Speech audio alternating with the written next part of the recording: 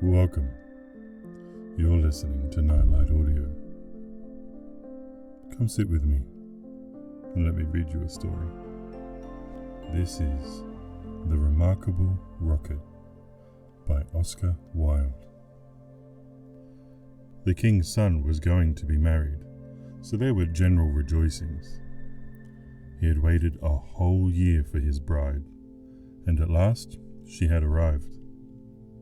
She was a Russian princess and had driven all the way from Finland in a sledge drawn by 6 reindeer. The sledge was shaped like a great golden swan, and between the swan's wings lay the princess herself. Her long ermine cloak reached right down to her feet, and on her head was a tiny cap of silver tissue. She was as pale as the snow palace in which she had always lived. So pale was she that as she drove through the streets, all the people wondered.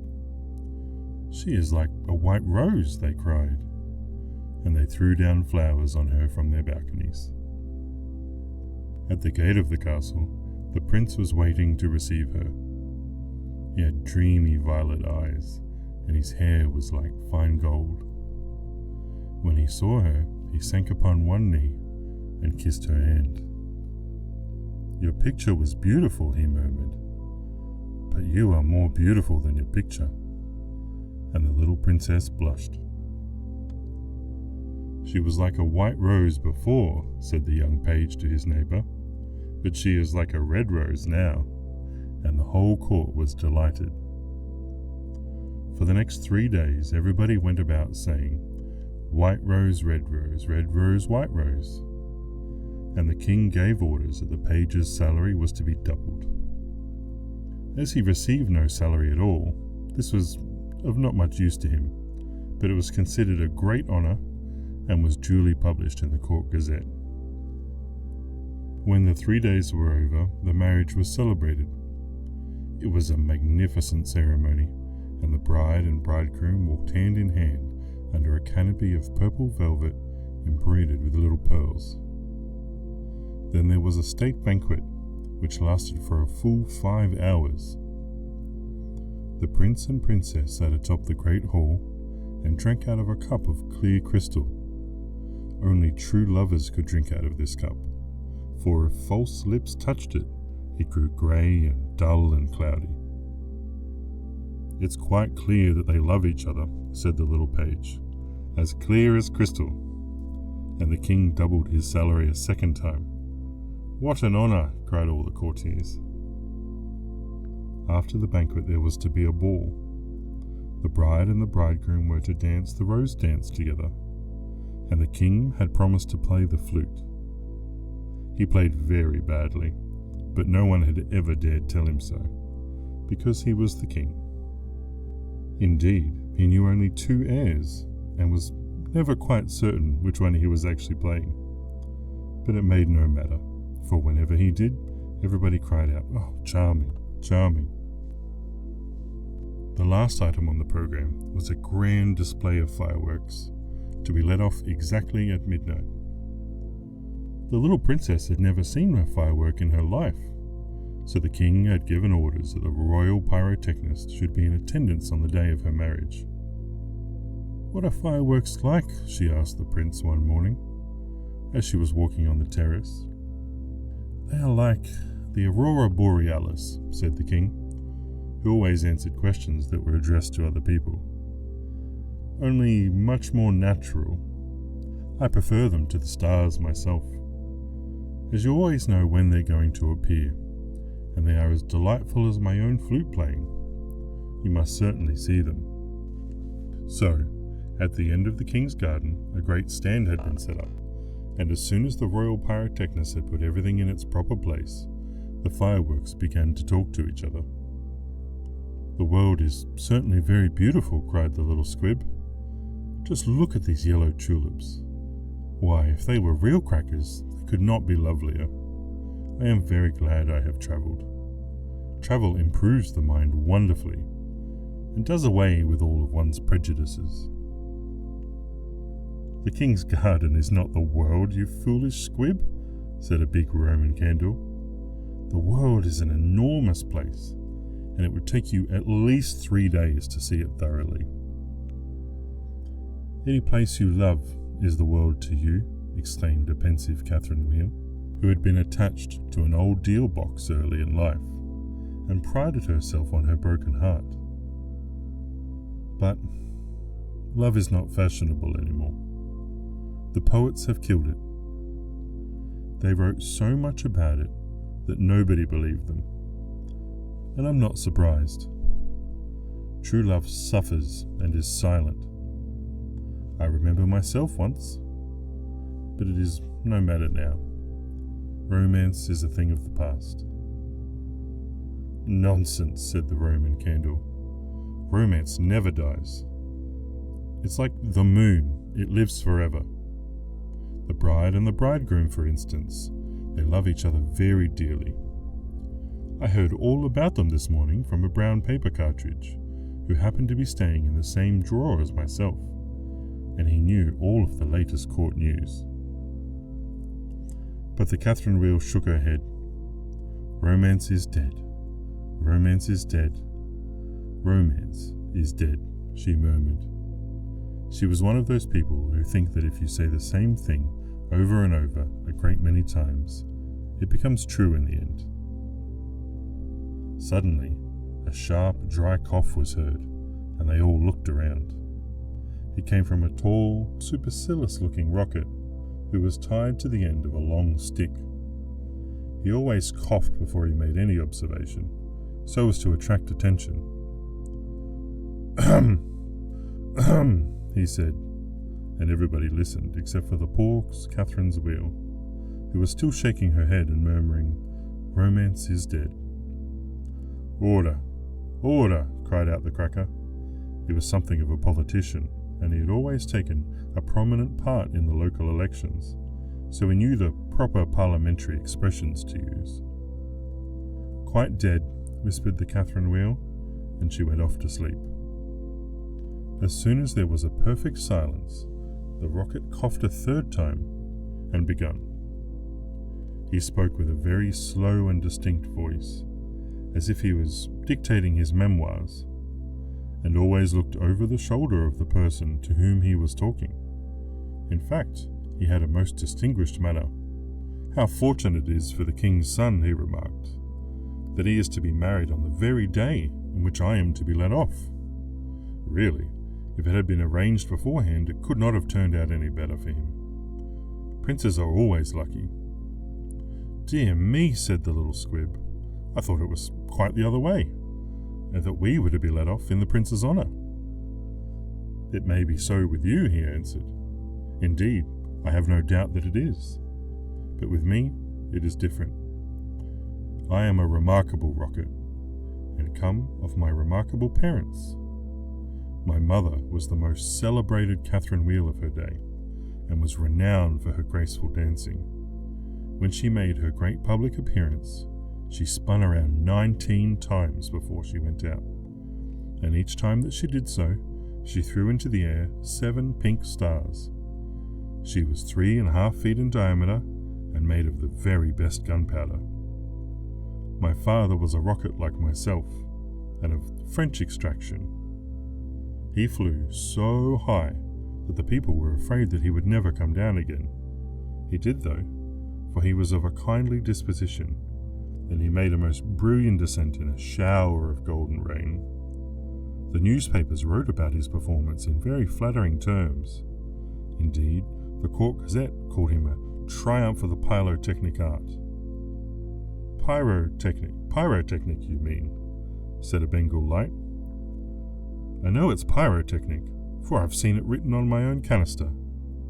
"Well, I said pyrotechnic," answered the rocket, in a severe tone of voice, and the Bengal light felt so crushed that he began at once to bully the little squibs in order to show that he was still a person of some importance. "I was saying," continued the rocket. What was I saying?" "You were talking about yourself," replied the Roman candle. "Of course, I knew I was discussing some interesting subject when I was so rudely interrupted. I hate rudeness and bad manners of every kind, for I am extremely sensitive. No one in the whole world is as sensitive as I am. I am quite sure of that." "What is a sensitive person?" said the cracker to the Roman candle. "A person who, because he has corns himself, always treads on others' toes," answered the Roman candle in a low whisper, and the cracker nearly exploded with laughter. "Pray, what are you laughing at?" inquired the rocket. "I am not laughing." "I am laughing because I am happy," replied the cracker. "That is a very selfish reason," said the rocket angrily. "What right have you to be happy? You should be thinking about others. In fact, you should be thinking about me. I am always thinking about myself, and I expect everybody else to do the same. This is what is called sympathy. It is a beautiful virtue, and I possess it in a high degree. Suppose, for instance, anything happened to me tonight, what a misfortune that would be for everyone.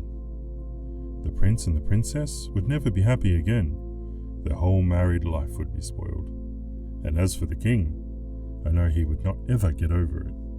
Really, when I begin to reflect on the importance of my position, I am almost moved to tears." "If you want to give pleasure to others," cried the Roman candle, "you had better keep yourself dry." "Certainly," explained the Bengal light, who was now in better spirits. "That is only common sense." "Common sense indeed," said the rocket. "You forgot that I am very uncommon, and very remarkable. Why, anybody can have common sense, provided that they have no imagination. But I have imagination, for I never think of things as they really are. I always think of them as being quite different. As for keeping myself dry, there is evidently no one here who can at all appreciate an emotional nature.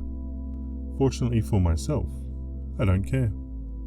The only thing that sustains one through life is the consciousness of the immense inferiority of everybody else. And this is a feeling that I have always cultivated. But none of you have any hearts. Here you are laughing and making yourself merry, just as if the prince and the princess had not just been married." "Well, really," exclaimed a small fire balloon. "Why not? It is a most joyful occasion, and when I soar up into the air, I intend to tell the stars all about it. You will see them twinkle when I talk to them about the pretty bride." "Ah, what a trivial view of life," said the rocket. "But it is only what I expected. There is nothing in you. You are hollow and empty. Why, perhaps the prince and the princess may go live in a country where there is a deep river, and perhaps they may have one only son, a little fair-haired boy with violet eyes like the prince himself. And perhaps someday he may go out to walk with his nurse, and perhaps the nurse may go to sleep under a great elder tree, and perhaps the little boy may fall into a deep river and be drowned. What a terrible misfortune! Poor people, to lose their only son. It is really too dreadful. I shall never get over it." But they have not lost their only son," said the Roman candle. "No misfortune has happened to them at all." "I never said that they had," replied the rocket. "I said that they might. If they had lost their only son, there would be no use in saying anything more about the matter. I hate when people cry over spilt milk. But when I think that they may lose their son, I am certainly very much affected." "You certainly are," cried the Bengal light. "In fact, you are the most affected person that I have ever met." "You are the rudest person that I have ever met," said the rocket. "And you cannot understand my friendship with the prince." "Why, you don't even know him," growled the Roman candle. "I never said that I knew him," answered the rocket. "I dare say that if I knew him, I should not be his friend at all. It is a very dangerous thing to know one's friends." "You had really better keep yourself dry," said the fire balloon. "That is the important thing." "Very important for you, I have no doubt," answered the rocket. "But I shall weep if I choose." And he actually burst into real tears, which flowed down his stick like raindrops, and nearly drowned two little beetles who were just thinking of setting up a house together, and were looking for a nice dry spot to live in. "He must have a truly romantic nature," said the Catherine Wheel, "for he weeps when there is nothing at all to weep about." She sighed a heavy and deep sigh, and thought about the deal box. But the Roman candle and the Bengal light were quite indignant, and kept saying, "Ah, humbug, humbug," at the top of their voices. They were extremely practical, and whenever they objected to anything, they called it humbug. Then the moon rose like a wonderful silver shield, and the stars began to shine, and a sound of music came from the palace. The prince and the princess were leading a dance. They had danced so beautifully that the tall white lilies peeped in at the window and watched them, and the great red poppies nodded their heads and beat time. Then 10 o'clock struck, and then 11, and then 12, and at the last stroke of midnight everyone came out onto the terrace, and the king sent for the royal pyrotechnist. "Let the fireworks begin," said the king, and the royal pyrotechnist made a low bow and marched down to the end of the garden.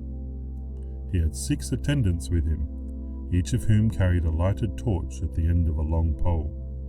It was certainly a magnificent display.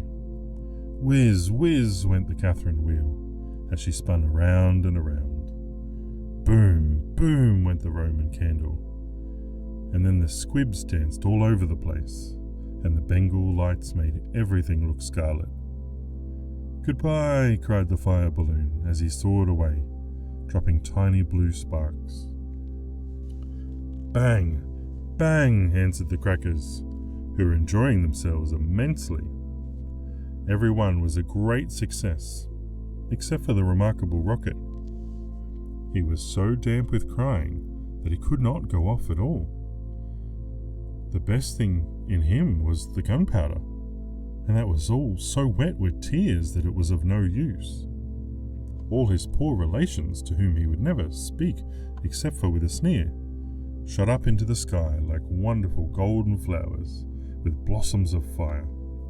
"Huzzah! Huzzah!" cried the court, and the little princess laughed with pleasure. "I suppose they are reserving me for some grand occasion," said the rocket. "No doubt that is what it means," and he looked more supercilious than ever. The next day the workmen came to put everything tidy. "This is evidently a deputation," said the rocket. "I will receive them with becoming dignity."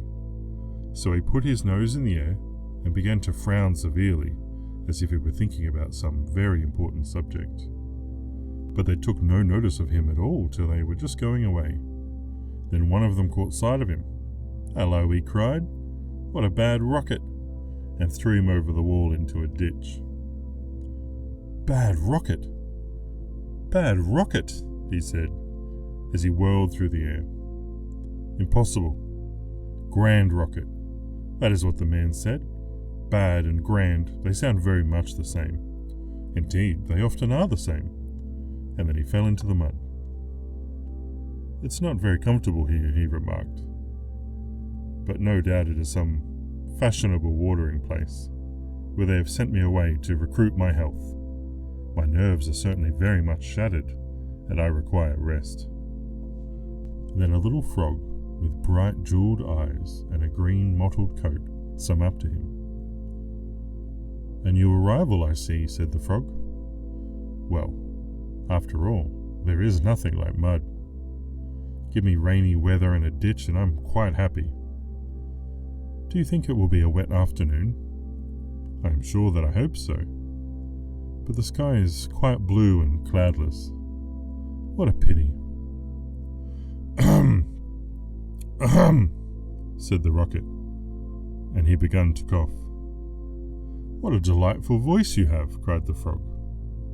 "Really, it is quite like a croak, and croaking is, of course, the most musical sound in the world. You will hear our glee club this evening. We sit in the old duck pond, close by the farmer's house, and as soon as the moon rises we begin. It is so entrancing that everybody lies awake to listen to us. In fact, it was only yesterday that I heard the farmer's wife say to her mother that she could not get a wink of sleep at night on account of us. It is most gratifying to find oneself so popular." "Ahem, ahem," said the rocket angrily. He was very much annoyed that he could not get a word in. "A delightful voice, certainly," continued the frog. "I hope you will come over to the duck pond. I am off to look for my daughters. I have 6 beautiful daughters, and I am so afraid that the pike may meet them. He is a perfect monster, and would have no hesitation in breakfasting off them. Well, goodbye. I have enjoyed our conversation very much, I assure you." "Conversation indeed," said the rocket. "You have talked the whole time yourself. That is not a conversation." "Well, somebody must listen," answered the frog, "and I like to do all the talking myself. It saves time and prevents arguments." "But I like arguments," said the rocket. "Well, I hope not," said the frog complacently. "Arguments are extremely vulgar, for everybody in good society holds exactly the same opinions. Goodbye for a second time. I see my daughters in the distance." And the little frog swam away. "You are a very irritating person," said the rocket, "and very ill-bred. I hate people who talk about themselves as you do, when one wants to talk about oneself as I do. It is what I call selfishness, and selfishness is the most detestable thing, especially to anyone of my temperament, for I am well known for my sympathetic nature. In fact, you should take example by me. You could not possibly have a better model. Now that you have the chance, you had better avail yourself of it, for I am going back to court almost immediately. I am a great favourite at court. In fact, the prince and the princess were married yesterday in my honour. Of course, you know nothing of these matters, for you are provincial." "There is no good talking to him," said the dragonfly, who was sitting atop a large brown bulrush. "No good at all, for he has gone away." "Well, that is his loss, not mine," answered the rocket. "I am not going to stop talking to him merely because he pays no attention. I like hearing myself talk. It is one of my greatest pleasures. I often have long conversations all by myself, and I am so clever that sometimes I don't even understand a single word of what I'm saying." "Then you should certainly lecture on philosophy," said the dragonfly, and he spread a pair of lovely gauze wings and soared away into the sky. "How very silly of him to not stay here," said the rocket. "I am sure that he has not often got such a chance of improving his mind. However, I do not care one bit. Genius like mine is sure to be appreciated some day." And he sank down a little deeper into the mud. After some time, a large white duck swam up to him. She had yellow legs and webbed feet, and was considered a great beauty on account of her waddle. "Quack, quack, quack," she said. "What a curious shape you are. May I ask, were you born like that, or is this the result of some accident?" "It is quite evident that you have always lived in the country," answered the rocket. "Otherwise you would know who I am. However, I excuse your ignorance. It would be unfair to expect other people to be as remarkable as oneself.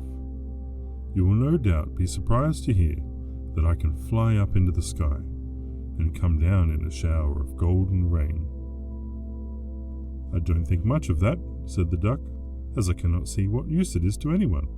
Now, if you could plough the fields like an ox, or draw a cart like the horse, or maybe look after the sheep like the collie dog, now that would be something." "My good creature," cried the rocket in a very haughty tone of voice, "I see that you belong to the lower orders.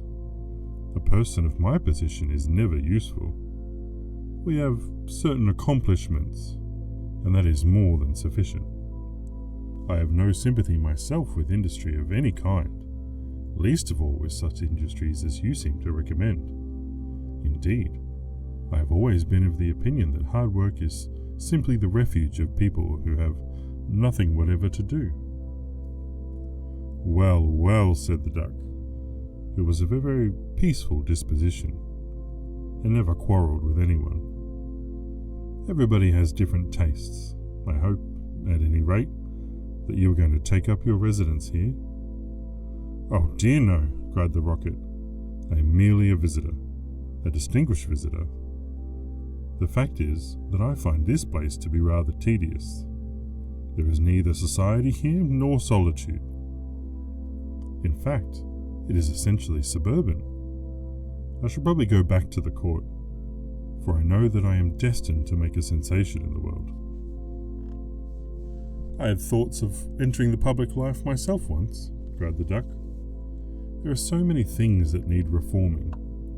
Indeed, I took the chair at a meeting some time ago, and we passed resolutions condemning everything that we did not like.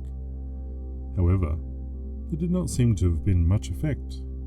Now I go in for domesticity and look after my family. I am made for public life, said the rocket, and so are all of my relations, even the humblest of them. Whenever we appear, we all excite great attention. I have not actually appeared myself, but when I do, it will be such a magnificent sight. As for domesticity, it ages one rapidly and distracts one's mind from higher things. Ah, the higher things of life. How fine they are, said the duck. And that reminds me how hungry I feel. And she swam off away down the stream, saying quack, quack, quack. Come back, screamed the rocket. I have a great deal more to say to you. But the duck paid no attention to him. I am glad that she is gone, he said to himself. She has a decidedly middle-class mind. And he sank a little deeper still into the mud and began to think about the loneliness of genius, when suddenly 2 little boys in white smocks came running down the bank with a kettle and some sticks. This must be the deputation, said the rocket, and he tried to look very dignified. Hello, cried one of the boys. Look at this old stick. I wonder how it came to be here. And he picked the rocket up out of the ditch. Old stick, said the rocket. Impossible. Gold stick? This must be what he said. Gold stick is very complimentary. In fact, he mistakes me for one of the court dignitaries. Let us put it in the fire, said the other boy. It will help to boil the kettle. So they piled the sticks together, and they put the rocket on top, and then lit the fire. This is magnificent, cried the rocket. They're going to let me off in broad daylight, so everyone can see me.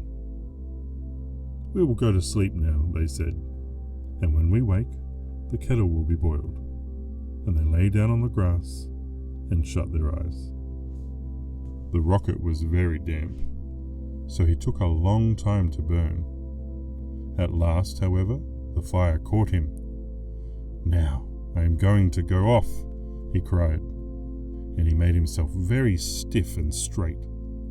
I know I shall go much higher than the stars, much higher than the moon, much higher than the sun. In fact, I shall go so high. Fizz, fizz, fizz, and he went straight up into the air. Delightful, he cried. I shall go on like this forever. What a success I am. But nobody saw him. Then he began to feel a curious tingling sensation all over him. Now I am going to explode, he cried. I shall set the whole world on fire and make such a noise that nobody will talk about anything else for a whole year. And he certainly did explode. Bang, bang, bang went the gunpowder, and there was no doubt about it. But nobody heard him. Not even the 2 little boys, for they were sound asleep. Then all that was left of him was the stick, and this fell down onto the back of a goose who was taking a walk by the side of the ditch. Good heavens, cried the goose. It's going to rain sticks. and she rushed into the water. I knew I should create a great sensation, gasped the rocket, and then he went out. Thanks for listening. Dream sweetly.